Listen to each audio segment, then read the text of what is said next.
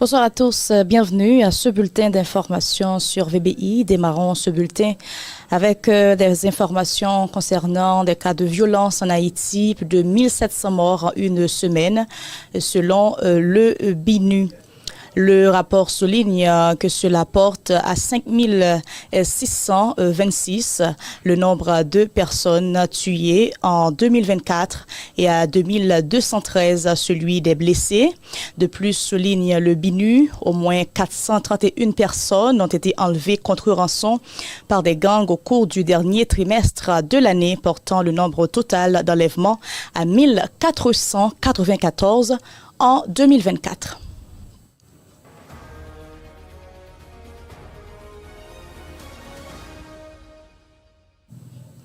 Le ministère à la condition féminine et aux droits des femmes, MCFDF, a rendu hommage le mardi 4 février 2025 à 213 jeunes policières de la 34e promotion de l'École nationale de police ENP lors d'une cérémonie déroulée en présence de plusieurs hautes personnalités à l'Académie de police à Frères sous le thème « Les femmes au cœur de la sécurité, honorons-les ». Cette initiative vise à renforcer la représentativité féminine dans les forces de l'ordre et d'intégration des principes de l'égalité de genre dans les institutions régaliennes du pays.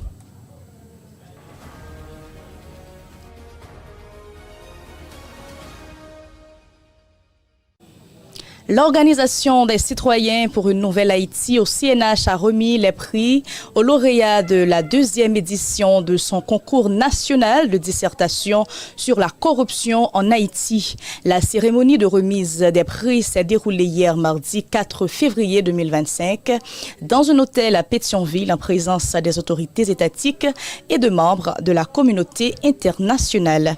Les trois lauréats sont Yves Raymond Junior Boni, étudiant de la faculté de droit et des sciences économiques, Stefano Dehiller, lui aussi étudiant de la faculté de droit et des sciences économiques, et Rubens Esma, qui étudie à la faculté des sciences humaines de l'Université d'État d'Haïti.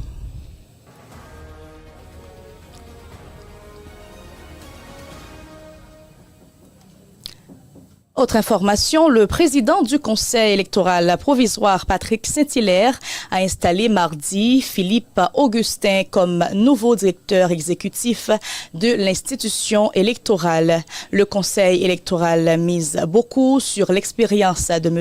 Augustin pour réussir sa mission, a déclaré Patrick Saint-Hilaire à l'attention du successeur de Max Delis. Le président du CEP se veut clair. Le Conseil électoral attend beaucoup de son nouveau directeur exécutif. Pour Patrick Saint-Hilaire, le directeur exécutif représente le bras du CEP chargé d'aider l'institution à atteindre ses objectifs.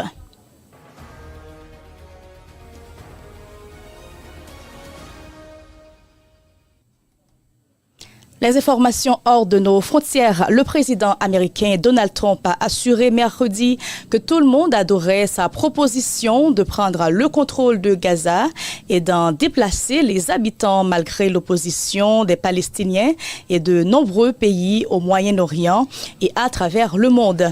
Selon Rubio, Trump veut que les habitants quittent Gaza temporairement pendant la reconstruction.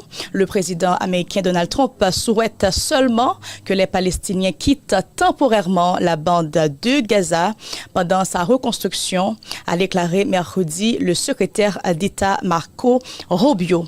L'idée n'était pas hostile, il s'agissait, je pense, d'un geste très généreux. L'offre de reconstruire et d'être en charge de la reconstruction de Gaza, a-t-il déclaré à la presse lors d'une visite au Guatemala.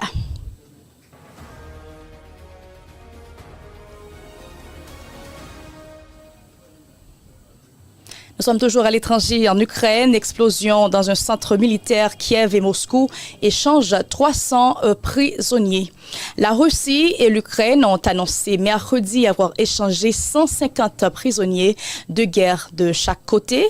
Quelques heures plus tôt, une personne a été tuée et 4 autres ont été blessés dans une explosion survenue dans un centre de recrutement de l'armée dans l'ouest de l'Ukraine. Une personne a été tuée et 4 4 autres blessés mercredi 5 février dans une explosion survenue dans un centre de recrutement de l'armée dans l'ouest de l'Ukraine. C'est le 3e incident du genre en quelques jours. Quelques heures plus tard, la Russie et l'Ukraine ont alors annoncé avoir échangé 150 prisonniers de guerre ukrainiens contre autant de Russes. Ces échanges restent l'une des rares cas de coopération entre les deux pays en guerre. Le ministère russe de la Défense a annoncé que 150 de ses militaires détenus en Ukraine ont été échangés, alors contre 150 prisonniers. Il a indiqué que les Russes se trouvaient actuellement en Biélorussie, proche allié de la Russie et voisin des deux nations, pour recevoir une assistance psychologique et médicale. L'échange est le résultat d'un processus de négociation, a ajouté le ministère russe. C'est ici que prend fin ce bulletin d'information. Mesdames et messieurs, restez fidèles à VBI parce que tout de suite, vous aurez l'émission Cette vérité avec Evans Nelson.